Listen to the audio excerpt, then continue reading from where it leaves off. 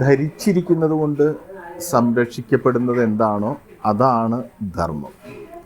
അതായത് നമ്മൾ എന്ത് ചെയ്യുമ്പോഴാണോ യഥാർത്ഥത്തിൽ സംരക്ഷിക്കപ്പെടുന്നത് അതാണ് ധർമ്മം. അത് സനാതനം എന്ന് പറഞ്ഞാൽ നാശമില്ലാത്തത്, അനുസ്യൂതമായത്.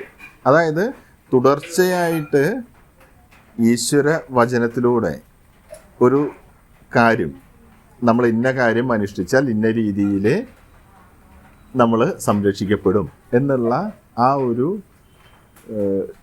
കാര്യമാണ് യഥാർത്ഥത്തിൽ സനാതന ധർമ്മം എന്ന് പറയുന്നത്. അപ്പോൾ ഈ പ്രപഞ്ചം നിലനിൽക്കുന്നത് എന്തിൻ്റെ അടിസ്ഥാനത്തിലാണോ, അത് നിലനിൽക്കേണ്ടത് എന്തിൻ്റെ അടിസ്ഥാനത്തിലാണോ, അതിനെയാണ് ധർമ്മം എന്ന് പറയുന്നത്.